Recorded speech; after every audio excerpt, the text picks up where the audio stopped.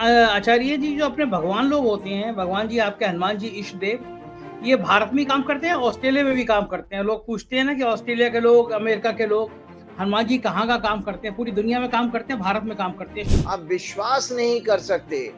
हम धर्म संस्कृति की बात तो करते हैं संजय जी, लेकिन जो धर्म संस्कृति का पालन है, वो जितना अच्छा इस देश में मैंने देखा। मैं तो पहली पहली विदेश यात्रा है। हम अपने देश में उम्मीद ही नहीं कर सकते। धर्म और रिलीजन में फर्क है Sanjay ji. Religion basically, religion का मीनिंग गलत शब्दों में बयान किया जाता है। धर्म नहीं है, रिलीजन का मतलब है आस्था। हमारी आस्थाएं अलग अलग हो सकती हैं, धर्म तो एक ही है। और हमारे यहाँ तो गाली तो ऐसी फ्रीक्वेंसी में दिखाई देती है, आप अरावर बराबर में चले या पूछिए मत। तो भाजपा का लग्नेश बुद्ध छठवें खंड में संकट में जा रहा है, तो भाजपा के लिए संकट। और यही बुद्ध जो है कांग्रेस की कुंडली में भाग्य स्थान में आ रहा है। सो कांग्रेस का राजयोग दिखाई दे रहा है। राजीव जी, हमारे अपने प्रधानमंत्री जी बेचारे क्या करें? अगर जन्मपति इतनी खराब है, परेशान हो जाएंगे वो तो। इतनी नहीं, वो मेहनत तो कर रहे हैं। तो क्या अभी भी आप मानते हैं जो आपने पूर्व में कहा वही है, ग्रह वही है, नक्षत्र वही है? कुछ अंतर आया है 5 राज्यों के नतीजों में? भाजपा और कांग्रेस में किसकी उम्मीद ज्यादा है बाजी मारने की? वो मैंने आपको पहले ही कहा कि भाई देखो, सबसे बड़ी सवाल है आप कितने अच्छे ड्राइवर हो। अगर आपको गाड़ी खटारा मिल जाए तो आप कैसे यात्रा करोगे बताओ। नमस्कार, मैं हूं संजय शर्मा। आप देख रहे हैं 4 PM न्यूज नेटवर्क। संडे का दिन आप सब इंतजार करते हैं राजीव नारायण जी का। राजीव नारायण जी ऑस्ट्रेलिया में हैं। मैंने उनसे पूछा क्या हनुमान जी वहां भी काम करते हैं? हनुमान जी उनके इष्ट देव हैं, तो मैं उनसे मजाक कर रहा था। लेकिन फिर बहुत बढ़िया बढ़िया बातें बताई राजीव जी ने इस इंटरव्यू में। हर बार कहता हूं, मैं फिर कह रहा हूं, अगर आपका ज्योतिष में यकीन है तो आप इस इंटरव्यू को देखिए। बहुत सारे मित्र ऐसे हैं जिनको ये पसंद नहीं आता ज्योतिष पे बात की जाए, लेकिन उससे ज्यादा संख्या उन लोगों की है जो ज्योतिष को पसंद करते हैं। व्यक्तिगत रूप से मैं ज्योतिष को मानता हूं, मैं जन्म पत्री को मानता हूं, इसीलिए ये प्रोग्राम करता हूं। आपकी इच्छा है तो आप मानते हो तो इस प्रोग्राम को देखिए, नहीं मानते हो तो इस प्रोग्राम को मत देखिए। राजीव नारायण जी ने आज बहुत बड़े बड़े खुलासे किए हैं। 5 राज्यों के चुनाव सिर पर है, सभी के दिल में है, दिमाग में है कि क्या होगा। प्रधानमंत्री जी परेशान हैं, राजस्थान में बुरा हाल है, वसुंधरा राजे क्या कर बैठेंगी समझ नहीं आ रहा। मध्य प्रदेश में एक एक सीट पे संघर्ष हो रहा है। भारतीय जनता पार्टी को अपनी अंदरूनी लड़ाइयां समेट पाने में सफलता ज्यादा मिल नहीं रही है। जो काम मध्य प्रदेश में किया शिवराज सिंह चौहान को किनारे करने का, वही राजस्थान में किया, लेकिन दोनों जगह उल्टा पड़ा। मैंने पूछा पंडित जी से, राजीव जी से, कि क्या होगा इन 5 राज्यों में। कुछ ग्रह नक्षत्र बदले हैं, कुछ बता रहे थे कि कुछ ग्रहों के कारण चीजें चेंज हुई हैं, और उन्होंने ये भी कहा कि सुप्रीम कोर्ट क्या करने जा रहा है। तमाम बातें ज्योतिष से संबंधित, राजनीति से संबंधित राजीव जी ने इस इंटरव्यू में की है। उससे पहले एक छोटी सी रिक्वेस्ट आपसे, अगर आपको लगता है कि हम ईमानदारी पर ही पत्रकारिता करते हैं तो नीचे ज्वाइन बटन है, चैनल को ज्वाइन कीजिएगा, सब्सक्राइब करिएगा और देखिएगा कि क्या क्या राजीव जी बातें कह रहे हैं। मैं सीधे ले चलता हूं राजीव जी के पास, सुनिएगा और फिर अपनी राय से जरूर अवगत कराइएगा। स्वागत है राजीव जी आपका। आप ऑस्ट्रेलिया में हैं और मैं दिल्ली में हूं। मुझे लग रहा था यहाँ नेट की थोड़ी समस्या आ रही है। बताइए, प्रधानमंत्री जी ने घोषणा कर दी, इतने इतने इतने इतने राज्यों में 5G शुरू हो गया, यहाँ 4G के भी लाले पड़े रहते हैं। बहुत देर से कनेक्शन जा रहा है, आ रहा है। मुझे लगता है ईश्वर ये इंटरव्यू मेरा पूरा करा दें, क्योंकि दिल्ली में यह हाल है, राजधानी में यह हाल है इंटरनेट का। खैर, मैं मुद्दे पे आता हूँ। आपकी पहली विदेश यात्रा चल रही है, बढ़िया। ऑस्ट्रेलिया में आपकी धूम मची हुई है। मेरे पास मेरे जो मित्र हैं ऑस्ट्रेलिया में, उन्होंने कुछ मुझे मैसेज भेजे, आपसे मिले थे, वो बहुत खुश थे। मैं ये जानना चाहता हूँ कि आचार्य जी जो अपने भगवान लोग होते हैं, भगवान जी आपके हनुमान जी इष्ट देव, ये भारत में ही काम करते हैं, ऑस्ट्रेलिया में भी काम करते हैं? लोग पूछते हैं ना कि ऑस्ट्रेलिया के लोग, अमेरिका के लोग, हनुमान जी कहाँ का काम करते हैं? पूरी दुनिया में काम करते हैं, भारत में काम करते हैं? शुरुआत यहीं से करता हूँ।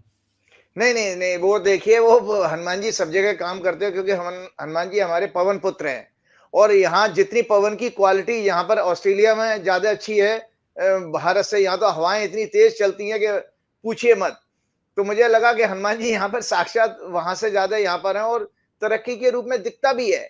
जिस तरह से लोगों का मैंने आचरण और व्यवहार देखा है, आप विश्वास नहीं कर सकते।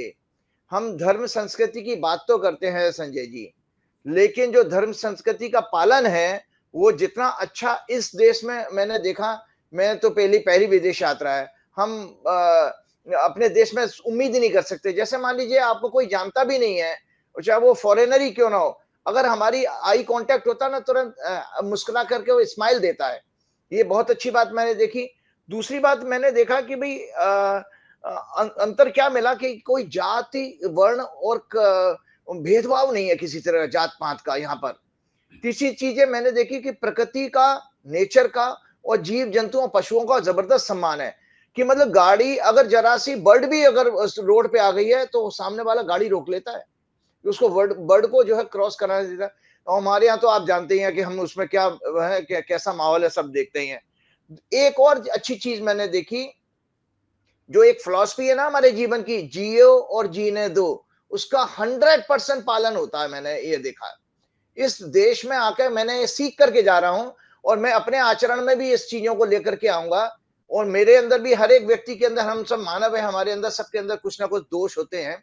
तो मैंने ये देखा कि आप क्या खा रहे हो, क्या पहन रहे हो, क्या सोच रहे हो, उसमें किसी का कोई इंटरफियरेंस नहीं है, ना सरकार का है, ना सरकारी एजेंसियों का है, और ना जो है समाज के लोगों का भी आपस में है। तो ये बहुत अच्छी बात है, जो जिस तरह की राजनीति या जिस तरह का माहौल अपने देश में हम देखते हैं कि आपके वहां आधे से ज्यादा व्यक्ति तो वो ये इसी में उलझे रहते हैं कि आप क्या पहन के आए हो, आपने क्या खा लिया, आपने क्या किसका नाम जप लिया, आपने किसको बुरा कह दिया, आप, और आपकी स्वतंत्रता नहीं है भाई साहब। और जो आपने पिछले प्रोग्राम में भी पूछा था मीडिया कैसा है, अरे भाई मीडिया तो यहाँ तो जरा सा मतलब एक आप आम पॉलिटिशियन छोड़िए, वो प्रधानमंत्री तक को लपेटे में ले लेता है। हम ऐसी कल्पना नहीं कर सकते। मतलब स्वतंत्र जो अभिव्यक्ति की स्वतंत्रता है वो इस देश में जो इतनी अच्छी थी कि हमारे देश में नहीं है, हम कुछ बात कह नहीं सकते। तो ये मूल परिवर्तन मैंने देखे, क्योंकि हमने जैसे आपके पिछले प्रोग्राम में भी कहा था कि भाई हम जब धर्म का बात करते हैं, धर्म और रिलीजन में फर्क है Sanjay ji. Religion basically, religion का मीनिंग गलत शब्दों में बयान किया जाता है, धर्म नहीं है। रिलीजन का मतलब है आस्था। हमारी आस्थाएं अलग अलग हो सकती हैं, धर्म तो एक ही है। क्योंकि याद रहे, आस्था और रिलीजन जियो पॉलिटिकल, सोशल और एथनिक होती हैं, ठीक है ना। जैसे आदिवासियों का अलग धर्म होगा, ठीक है, और इसी तरह से मुस्लिम, जैन और सिख हम सब देखते हैं, ये जियो पॉलिटिकल सोशल ज्यादा है। लेकिन धर्म जो है वो, उसको शास्त्रों में कहा गया कि हमारे को ईश्वर ने बनाया है। और धर्म का मैंने बार बार आप लोगों को बताया, 10 लक्षण कहे गए हमारे मनुस्मृति में। धैर्य मतलब टॉलरेंस, क्षमा मतलब फॉरगिवनेस, विद्या मतलब नॉलेज, सत्य मतलब ट्रुथ राइटियसनेस, अहिंसा मतलब नॉन वायलेंस, क्रोध ना करना। संजय जी, मैंने यहाँ पर किसी को तेज आवाज में बोलते हुए नहीं देखा। और हमारे यहाँ तो गाली तो ऐसी फ्रीक्वेंसी में दिखाई देती है, आप अरावर बराबर चले या पूछिए मत। और कोई हॉर्न बजा के हॉकिंग नहीं करता, मतलब साउंड पॉल्यूशन भी नहीं है। मन को कंट्रोल करना, चोरी ना करना, external and internal purity, control of senses through less desire, ये हमारे धर्म के 10 लक्षण कहे गए हैं। तो हमारे देश में अब ये चिंतन करेंगे, मैं सभी लोगों से कहूंगा जो हमारे देशवासी हैं और हमारे साधु संत ज्ञानी भैया, इनको समाज में पहुंचाना शुरू किए, धर्म के ये लक्षण कहे गए। आप आस्था को मत उलझाइए, कंफ्यूज मत करिए लोगों को। और बताएं मॉडर्न लैंग्वेज, धर्म की एक मॉडर्न डेफिनेशन और बता देता हूं लोगों को। धर्म की modern definition is the ethical laws of nature, ethical laws of nature, society, constitution of country and justice. ये धर्म का जो है मॉडर्न डेफिनेशन है। तो अगर आप संविधान का पालन नहीं कर रहे हैं, संविधान की एजेंसियां जो आप किस तरह की हम काम कर रही हैं, वो एक ही तरफ बहे जा रही हैं, एक ही पार्टी पर, एक ही सेक्शन पर अटैक हो रहा है, तो ये सब चीजों से हमें ये दुख लगता है कि शायद हमारा ज्ञान तो हमारे यहाँ से गया है, इसमें कोई शक नहीं है।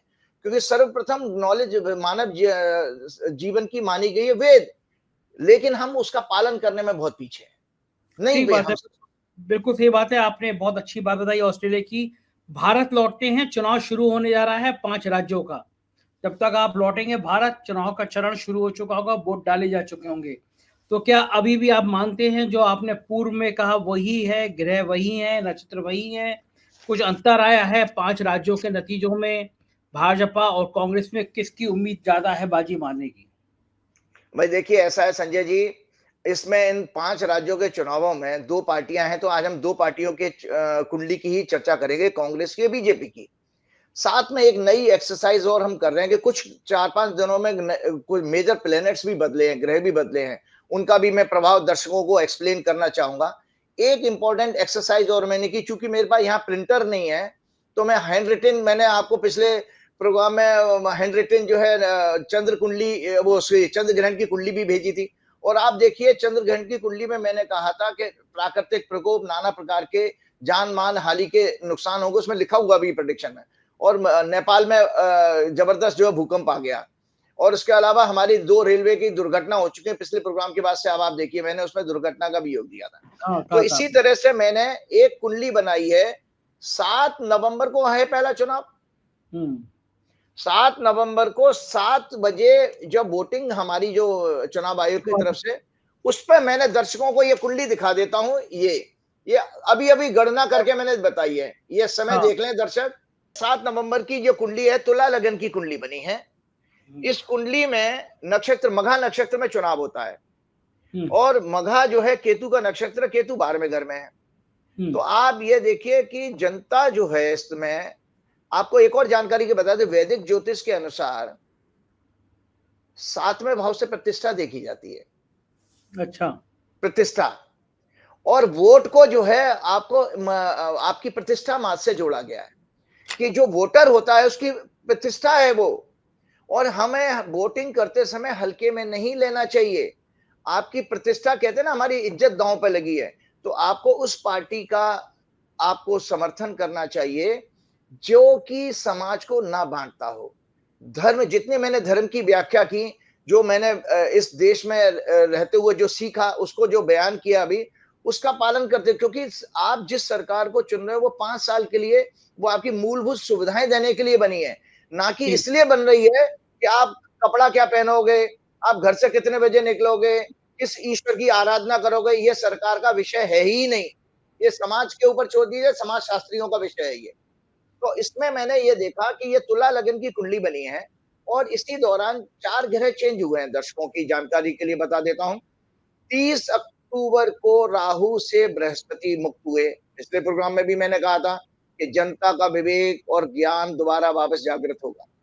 हुँ, कहा था आपने। तो जनता जो है ना, वह किसी के चुनावी जो रेवड़ियों से प्रभावित होकर के वोट नहीं करेगी, नंबर 1। दूसरी बात यह है कि 3 तारीख को, अभी कल जो निकली है, वहां पर शुक्र ने भी राशि बदली है, वो कन्या राशि में आ गए। 4 तारीख को, आज जब हम 4 तारीख का मतलब है 4 नवंबर को जब हम प्रोग्राम हमारा ये हो रहा है, हम आपसे बात कर रहे हैं, आज शनि मार्गी हो गया। शनि डेमोक्रेसी का सिग्निफिकेटर माना गया है। तो मतलब है हेल्दी डेमोक्रेसी की बात हो रही है आज।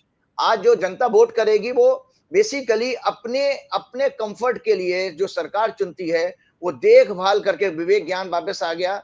इसके मतलब है जनता का राइट वोट दबने वाला है, बटन दबने वाला है। और 6 तारीख को बुध और राशि बदलने वाला है। तो मैंने दर्शकों को यहाँ पर हॉरोस्कोप दिखा देता हूँ। ये तो है भाजपा की कुंडली, ठीक है। जो मिथुन लगन की कुंडली है। और इनकी वृश्चिक राशि है। ये है आपकी कांग्रेस की कुंडली जो कि मीन लगन की कुंडली है और कन्या इनकी राशि है। तो आपको बता देता हूं कि भाजपा की कुंडली में 6 तारीख को जो उनका लग्नेश बुध है, वो 6वें घर में जा रहा है, संकट के घर में। इसका अर्थ यह है, मैं फिर रिपीट कर रहा हूं कि ये जो चुनाव की शुरुआत जो हो रही है, आप तारीख भी दर्शक नोट कर लें। 7 तारीख को वोट पड़ रहे हैं, 6 तारीख को उनका लग्नेश पिट रहा है, मतलब 6वें घर हमारा ज्योतिष में 12 घर होते हैं। और 12 घर में 3 घर हमारे 6, 8, 12 ये संकट के गए हैं। मतलब आप दर्शक, ये एक बहुत अच्छी जानकारी मैं शेयर करता हूं कि जब हम जीवन में दुख और सुख देखते हैं ना हुँ, तो संकट जो है 3 ही घर से देखे गए हैं। और 12 के 3 कितने हुए? केवल 25%। इसका मतलब है परमात्मा ने आपका जीवन कष्ट में नहीं बनाया है, केवल 25% ही कष्ट है। तो भाजपा का लग्नेश बुध छठवें घर में संकट में जा रहा है, तो भाजपा के लिए संकट। और यही बुध जो है कांग्रेस की कुंडली में भाग्य स्थान में आ रहा है, सो कांग्रेस का राजयोग दिखाई दे रहा है। तो इसका गजब। अर्थ हुआ कि जो चुनाव 7 तारीख से वोटिंग शुरू होती है, मतलब इंटरेस्टिंग इसलिए है कि मैं एक एक बारीकी समझा रहा हूं। एक ग्रह बदलता है 6 नवंबर को, 7 तारीख को वोट पड़ रहे हैं, तो एक के लिए तो संकेत दे रहा है और दूसरा संकेत के लिए राजयोग दिखा रहा है। तो ये कांग्रेस के लिए राजयोग का समय 6 तारीख से शुरू हो गया। कांग्रेस इस चुनाव में, इन चुनावों में बहुत अच्छा परफॉर्मेंस करने वाली है। और इसके अलावा एक जानकारी और मैं देता हूं, ये जो है ये सुख का घर कहा गया, चौथा घर कुंडली में। तो आप जनता को ये देखना चाहिए कि आपके लिए, सुखों के लिए, आपके कंफर्ट के लिए कोई पार्टी अगर काम कर सकती है तो कांग्रेस और भाजपा की कुंडली को, जो मेन विपक्षी पार्टियां हैं, उनको मैं जब आपस में देखता हूं तो उसमें कांग्रेस की कुंडली बहुत अच्छा संकेत देती है, जो कि रियल मायने में अपने वायदों को पूरा करेगी। जो मैनिफेस्टो होता है ना चुनाव का, हाँ उसको हाँ। पूरा मैनिफेस्टो को ईमानदारी से लागू करेगी।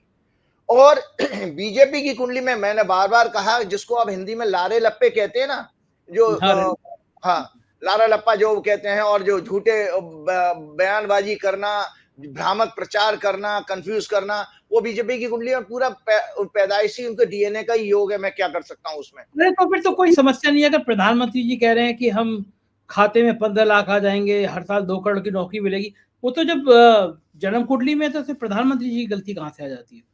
हाँ, तो बिल्कुल ठीक है ना। और दूसरी बात, मैं दर्शकों को यह भी बता देता हूं कि मैं कहता हूं कि उन लोगों से को जरूर इस बात में चिंतन करना चाहिए जो वोट डालने नहीं जाते हैं। इसका इसलिए मैं बताता हूं कि आपकी प्रतिष्ठा का, मैंने जैसे वैदिक ज्योतिष के अनुसार बताया कि प्रतिष्ठा है आपकी। और याद रखिएगा कि जो अज्ञानता, मतलब अज्ञानता, इग्नोरेंस, मैंने पहले ही पाप और पुण्य का पिछले प्रोग्राम में आपको समझाया था कि जो इग्नोरेंस है और जो है असत्य को प्रचार प्रसारण करना, उसको मान लेना, ये पाप माना गया है। तो जो जनता भ्रामक प्रचार से प्रभावित होकर के वोट करती है, तो एक तरह से वो पाप की भागीदार बन रही है। यही कारण है कि वो बाद में कष्ट भोगती है। हर दुनिया के हर देश में देख लो जहां पर तानाशाह बैठे हुए हैं। तो जनता से मेरी प्रार्थना है कि आप वोट, अपना प्रतिष्ठा है ये आपकी, सभी लोग वोट करें और उस पार्टी के लिए करें कि जो प्रजातंत्र में आपके लिए, आपके कंफर्ट के लिए आपकी बातें करती हो। तो ये मेरा एक छोटा सा प्रार्थना जनता के साथ रहेगी यहां बैठ करके। तो और बाकी मैंने गणना के हिसाब से बता दिया कि कांग्रेस के लिए एक्स्ट्रा ऑर्डिनरी टाइम शुरू हो रहा है अच्छा 6 राजीव तारीख। जी, ये बताइए कि जो ग्रह बदले हैं, अभी आप बता रहे हैं कि 3-4 ग्रह बदले हैं, और राहुल गांधी की जन्म पत्री में, राहुल गांधी के जन्म कुंडली में इन ग्रहों का क्या योग बन रहा है, कहाँ पे हैं वो? राहुल के लिए अच्छा रहेगा, बुरा रहेगा? मैंने आपको पहले ही बता दिया था कि राहुल गांधी की कुंडली भी तुला लगन की कुंडली है। और तुला लगन में ये राहु जो है उनके 6वें घर में है, जो शत्रुहंता का योग बना रहे हैं। साथ में उनकी अभी मैंने प्रतिष्ठा की बात करी थी ना, तो प्रतिष्ठा की बात करता हूं। प्रतिष्ठा के घर में गुरु जो है राहु से मुक्त हो गए हैं, जन्म के गुरु को देख रहे हैं। तो इस प्रोग्राम के जरिए मैं फिर वापस एक बात को रिपीट कर रहा हूं कि राहुल गांधी की प्रतिष्ठा 7वें आसमान पर जाने वाली है इस चुनाव के बाद। शत्रुहंता मतलब लोग, जो मीडिया के लोग, इंटेलेक्चुअल्स, बुद्धिजीवी लोग लिखने लगेंगे कि जिस तरह से अजय कहते हैं ना, अजात शत्रु, जिसका कोई शत्रु ना हो, इस तरह की बातें राहुल गांधी के लिए कही जाने लगेंगी। इस तरह की राहुल गांधी का जो ऑरा है वो 30 अक्टूबर के पिछले प्रोग्राम से लगातार मैं कहता आ रहा हूं कि 30 अक्टूबर से राहुल गांधी की प्रतिष्ठा में 4 चांद लगने वाले हैं। और वर्ल्ड व्यापी, नॉट ओनली इन इंडिया, पूरे दुनिया में जो है राहुल गांधी की ख्याति बढ़ेगी। अच्छा, फिर राजीव जी, हमारे अपने प्रधानमंत्री जी बेचारे क्या करें? अगर जन्म पत्री इतनी खराब है, परेशान हो जाएंगे वो तो, इतनी नहीं, वो मेहनत तो कर रहे देख, हैं। वो मैंने आपको पहले ही कहा कि भाई देखो, सबसे बड़ी सवाल है आप कितनी अच्छे ड्राइवर हो। अगर आपको गाड़ी खटारा मिल जाए तो आप कैसे यात्रा करोगे बताओ।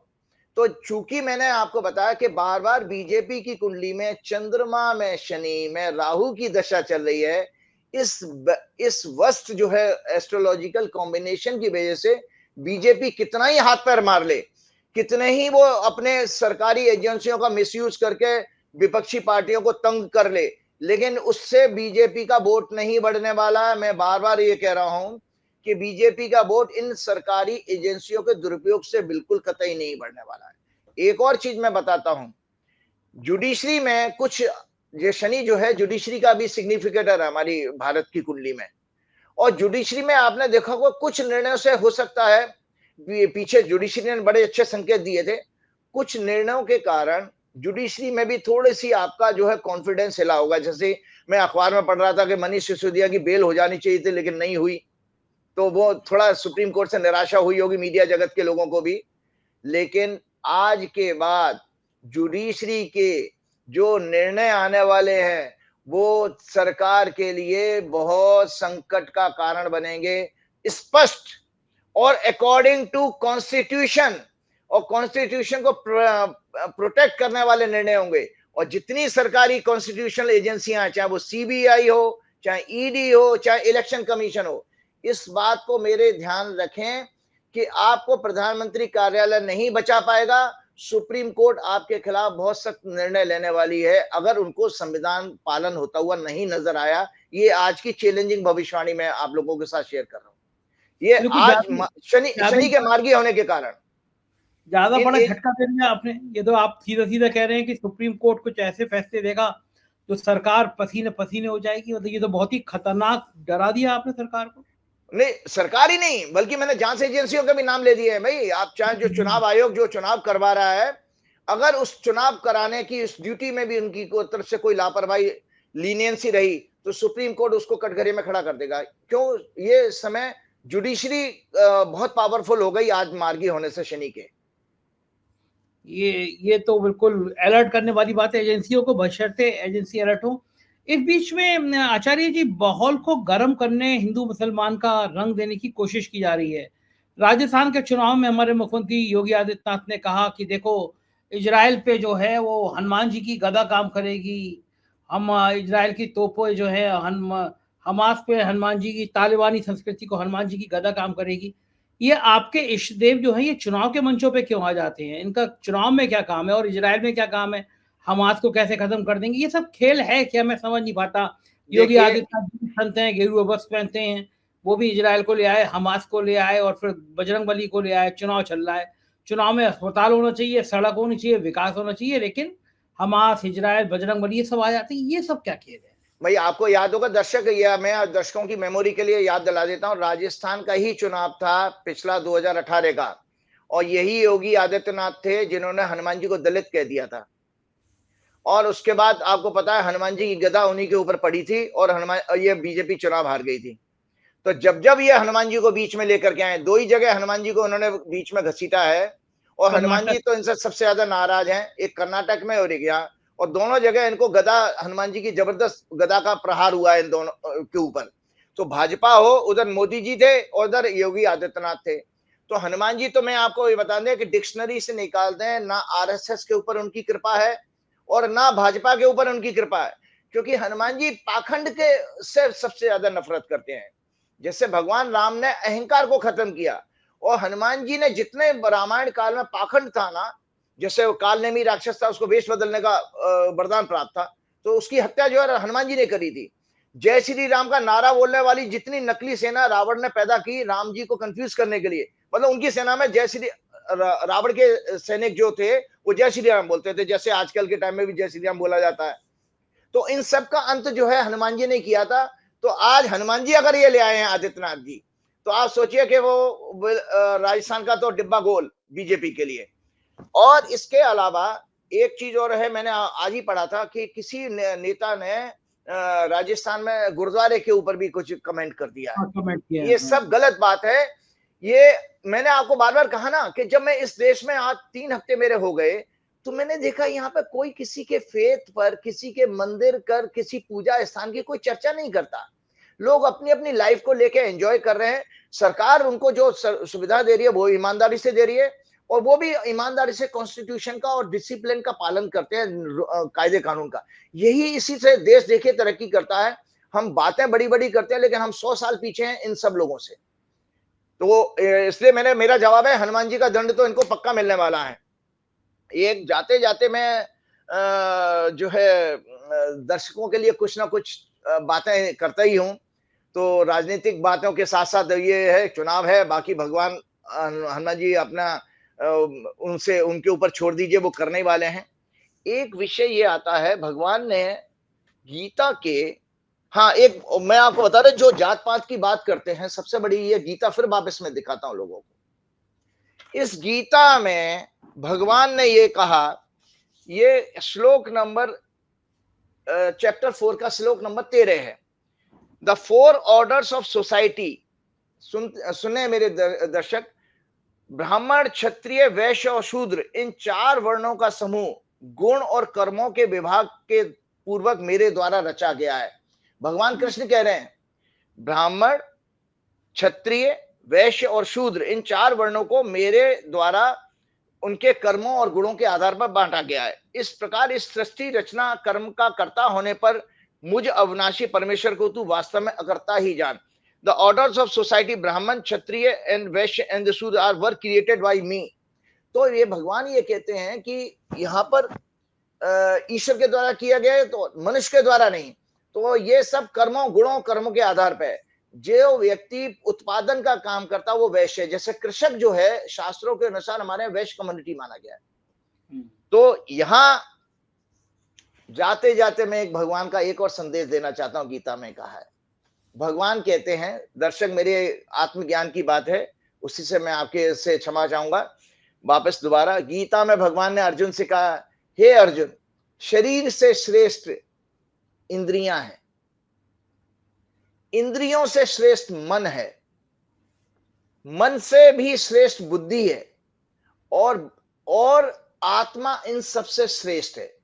तो जब आत्मा से आप जुड़ते हैं तो आत्मा के योग से ही आत्मबल और आत्मशक्ति बढ़ती है। तो आपकी जानकारी के लिए बता देता हूं, आत्मा की 8 आत्मशक्ति मानी गई हैं। धीरे धीरे बयान कर देता हूं। सत्य आत्मा की पहली शक्ति है। जैसे जब आत्मा से आपका योग हो जाता है, पावरफुल हो जाती है आत्मा, सत्य और असत्य को परखने की शक्ति, जिसको विवेक कहा गया है। निर्णय करने की शक्ति, संकल्प।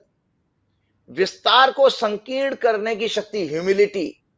सहने की शक्ति, टॉलरेंस। समाज में टॉलरेंस कम हो गया ना, क्योंकि हम सब आत्मा से दूर हो चुके हैं। साधना करने की शक्ति, इसको श्रद्धा कहा गया है, फेथ, वो भी कमजोर हो गई है ये।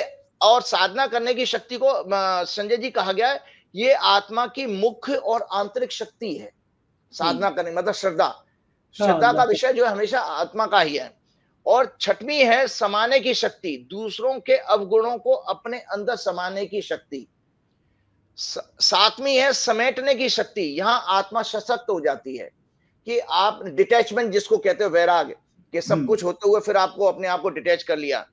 और 8वां कहा गया है सहयोग करने की शक्ति। ठीक बात है, बिल्कुल ठीक। और मैंने कहा, आपको बताया, आत्मा के 8 जो है स्वाभाविक गुण भी जल्दी से रिपीट कर देता हूं। मित्रता, करुणा, प्रेम, सहानुभूति, सेवा, समर्पण, परोपकार, शांति और आनंद। तो मेरा ये है कि जब जैसे जैसे आप भक्ति, अगर हनुमान जी की कृपा होगी तो आपका आत्मबल भी बढ़ेगा, मनोबल भी बढ़ेगा। तो राम द्वारे तुम रखवारे, उतना आज्ञा बहन पे सहारे। ठीक है, तो इसलिए राम के द्वारे पे पहुंचोगे तभी जब हनुमान जी की कृपा है।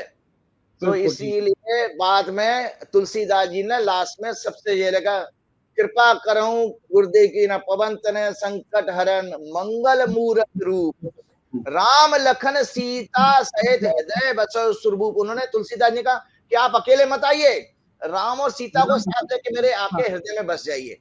जय श्री राम। थैंक यू, बहुत बहुत शुक्रिया राजीव जी, धन्यवाद। देखा आपने, ये थे राजीव जी, और बहुत बड़ी भविष्यवाणी कर रहे हैं कि सुप्रीम कोर्ट कुछ बहुत बड़े फैसले करने जा रहा है। 5 राज्यों में भाजपा की हालत पतली होने जा रही है।